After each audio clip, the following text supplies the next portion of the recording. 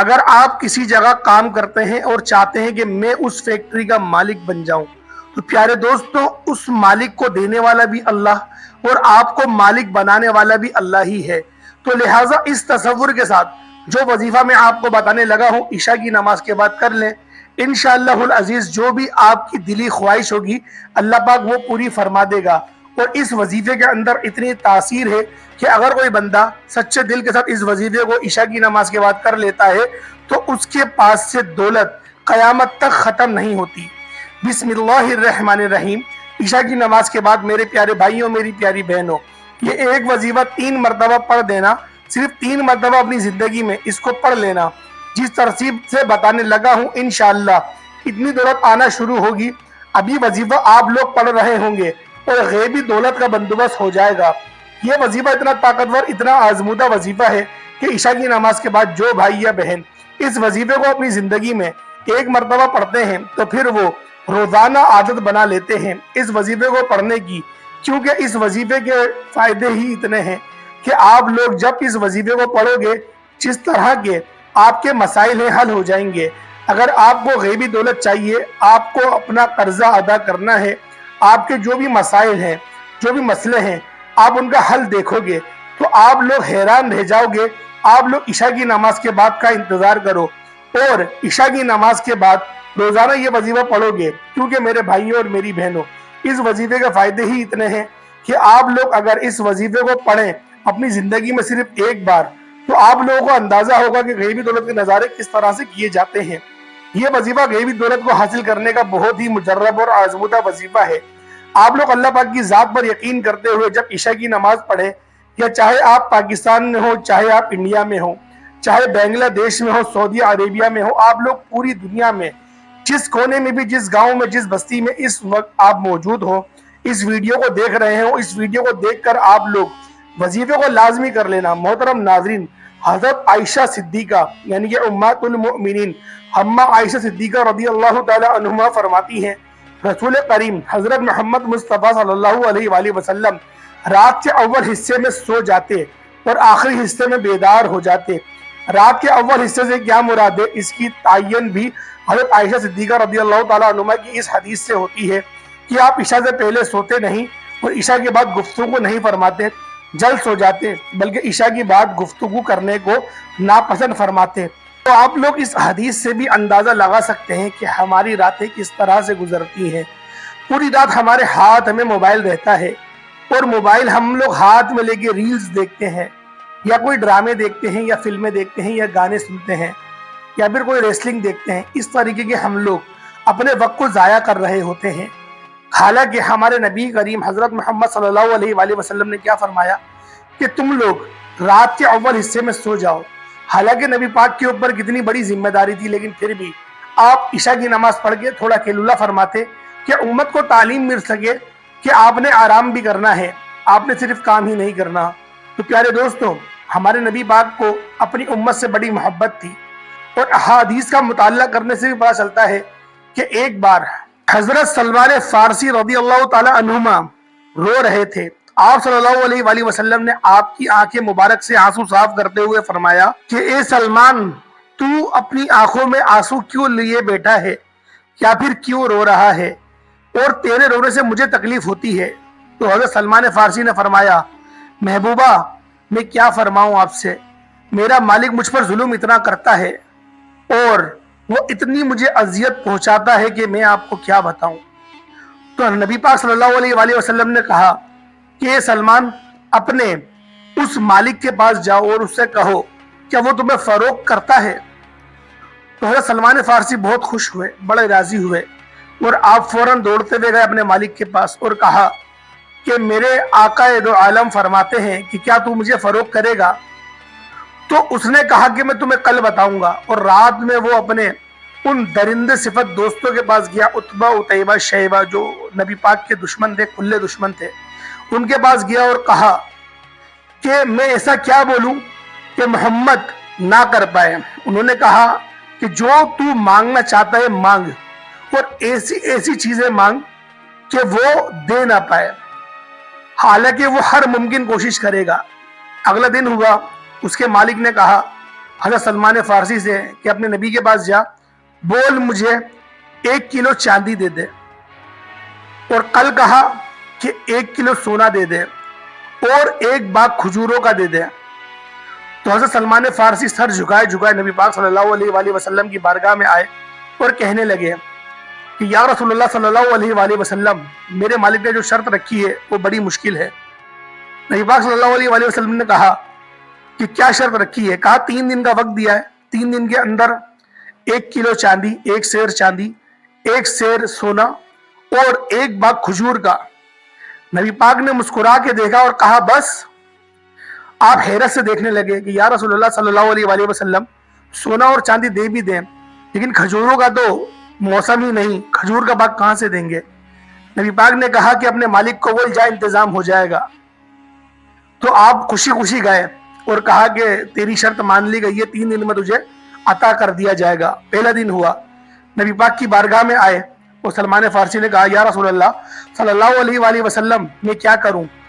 آپ نے فرمایا 1 سفید رومال دو، 1 سفید کپڑا دو، اس کے اندر آپ نے اپنے دستے مبارک سے کچھ چیز رکھی، کچھ پتھر رکھے اور کہا کہ جب تو اپنے مالک کے پاس جائے تو اس کو اس کے سامنے جھٹک دیو، اس کے قدموں میں پھینک دیو۔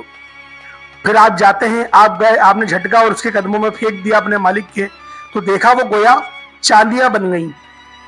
آپ بڑے خوش ہوئے اور جو مالک تھا وہ حیران رہ گیا کہ اتنی چاندی اس مسلمان کے محمد جو نبی ہیں ان کے پاس کیسے آ گئی صلی اللہ علیہ وسلم۔ پھر وہ دوبارہ ان کی بارگاہ میں گئے، اگلا دن ہوا، دیکھا تو سونے کا وقت تھا۔ تو آپ نے کہا یا رسول اللہ صلی اللہ علیہ وآلہ وسلم، آج ہمیں سونا ادا کرنا ہے۔ نبی پاک نے پھر کہا سفید کپڑا دو اپنا، اس کے اندر آپ نے کچھ پتھر رکھے، کہا ویسے ہی جاؤ اور قدموں میں پھینک دو۔ تو پھر جب وہ گئے اور دیکھا اور پھر ان کے قدموں میں پھینکا تو وہ بھی سونا بن گئے تھے۔ اگلے دن لگا اور پھر کہا کہ یا رسول اللہ صلی اللہ علیہ وآلہ وسلم، ہمیں کھجور کا باغ تیار کرنا ہے۔ نبی پاک صلی اللہ علیہ وآلہ وسلم نے کہا کہ اے سلمان فارسی، پورے عرب میں جا، جہاں سے تجھے کھجوروں کی گٹھلیاں ملے، ٹوٹی بھی ملے، آدھی ملے، کیسی بھی گٹھلیاں ملے، وہ ساری لے کر آ جا۔ آپ گئے، آپ نے جمع کری بہت ساری گٹھلیاں اور کہا کہ اب تو میرے ساتھ چل۔ نبی پاک صلی اللہ علیہ وآلہ وسلم ان کے ساتھ خود تشریف فرما ہوئے گئے ایک میدان میں، اور اپنے ہاتھوں سے، اپنے دستے مبارک سے آپ نے زمین کھودی اور بیج بونے لگے۔ یہ منظر مکے کے بدماش عتبہ، عتیبہ، شیبہ، ابو جہل، ابو لہب وہ سب دیکھ رہے تھے کہ محمد دیکھو بے موسم کھجور اگا رہا ہے، اور ان لوگوں کو اس بات کا پختہ یقین تھا کہ وہ کھجوروں کے بیج جو ڈال رہا ہے وہ اگ بھی جائیں گے۔ تو لہٰذا انہوں نے پلان بنایا کہ جب یہ لوگ ڈال کے بو کے چلے جائیں گے، پانی ڈال کے، ہم ساری گٹھلیوں کو واپس نکال دیں گے تاکہ وہ اس شرط کو پورا نہ کر پائے۔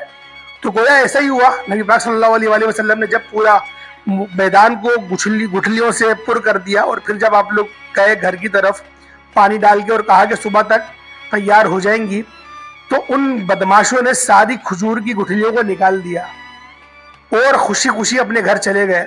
صبح آ کے دیکھا تو اس میدان میں پورا باغ بن چکا تھا، اور نبی پاک صلی اللہ علیہ وآلہ وسلم نے فرمایا کہ تجھے کیا لگتا ہے جو بے موسم اس کھجور کے باغ کو پیدا کر سکتا ہے، کیا وہ گٹھلی کے بغیر پیدا نہیں کر دے گا؟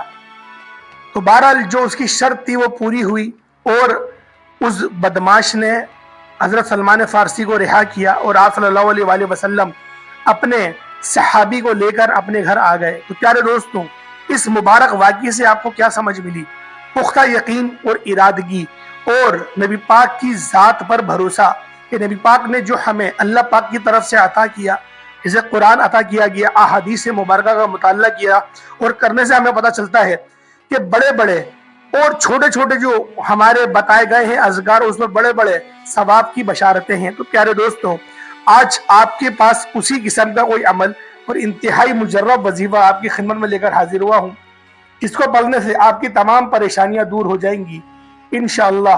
عمل کی طرف چلتے ہیں۔ سب سے پہلے تعوذ اور تسمیہ پڑھ لیں 3 مرتبہ، یعنی کہ اعوذ باللہ من الشیطان الرجیم بسم اللہ الرحمن الرحیم 1 ہوا، اعوذ باللہ من الشیطان الرجیم بسم اللہ الرحمن الرحیم یہ 2 ہوئے، اعوذ باللہ من الشیطان الرجیم بسم اللہ الرحمن الرحیم یہ 3 ہوئے۔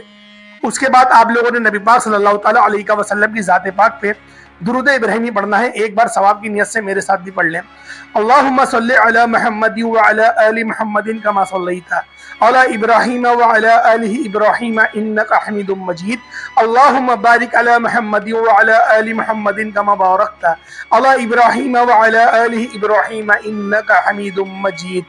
प्यारे दोस्तों, जब आप लोग दुरूद इब्राहिमी को 3 मरतबा पढ़ लें, उसके बाद आप लोगों ने जो नंबर 1 पे वजीफा करना है, यानी कि 3 वजीफे हैं, और 3 वजीफे को इकट्ठा पढ़कर एक तसव्वुर करना है। तो लिहाजा 3 वजीफे कौन कौन से हैं, जरा उसको मुलाहिजा कर लें।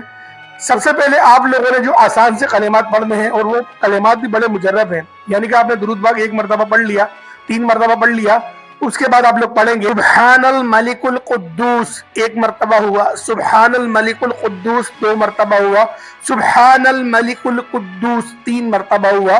3 मरतबा ही आप लोग पढ़ेंगे सुब्हानल molecule Quddus, सुब्हानल molecule Quddus, सुब्हानल molecule Quddus. ये 3 मरतबा आप लोगों ने पढ़ लिया। उसके बाद अल्लाह पाक के 4 सिफाती नाम हैं, इनको इकट्ठा पढ़ेंगे और एक तसव्वुर करेंगे, यानी कि या रज़्ज़ाक़ु, या रहमानु, या रहीमु, या सलामु। इन 4 नामों को इकट्ठा पढ़कर एक तसव्वुर करना है, यानी कि या रज़्ज़ाक़ु, या रहमानु, या रहीमु, या सलामु 1 हुआ, या रज़्ज़ाक़ु, या रहमानु, या रहीमु, या सलामु ये 2 हुए, या रज़्ज़ाक़ु, या रहमानु, या रहीमु, या सलामु ये 3 हुए। इस तरह से आप लोगों ने 3 मरतबा पढ़ना है। उसके बाद जब आप लोग तीसरा वजीफा पढ़ेंगे, तो वजीफा सूरतुल इखलास का है। 3 मरतबा बिस्मिल्लाहिर्रहमानिर्रहीम के साथ सूरतुल इखलास पढ़ेंगे, जैसे कि बिस्मिल्लाहिर्रहमानिर्रहीम कुल हुवल्लाहु अहद अल्लाहुस समद लम यलिद वलम यूलद वलम यकुल लहू कुफुवन अहद 1 मरतबा हुआ। बिस्मिल्लाहिर्रहमानिर्रहीम कुल हुवल्लाहु अहद अल्लाहुस समद लम यलिद वलम यूलद वलम यकुल लहू कुफुवन अहद ये 2 हुआ। इस तरीके से 3 मरतबा पढ़ेंगे और उसके बाद दोबारा से दुरूद इब्राहिमी पढ़ लेंगे। प्यारे दोस्तों, वजीफा जो तरतीब के साथ बताया गया, उस तरतीब के साथ ही करना है, ना ज्यादा ना कम। आप लोगों ने बिल्कुल ऐसे ही पढ़ना है जो तरतीब आपको बताई गई है। या तो ईशा की नमाज के बाद मेरी इस वीडियो को आप लोग एक बार देख लीजिएगा, ताकि आप लोगों को समझ आ सके किस तरीके से आपने अमल करना है। इस वजीफे को आप लोग हर बार, यानी कि हर ईशा की नमाज के बाद सोने से पहले पहले आप लोग रोजाना करें। इस अमल का फयूज़ व बरकत आप लोगों को कुछ दिनों में ही देखने को मिल जाएंगे, क्योंकि ये वजीफा इंतहाई ताकतवर और मुजर्रब है।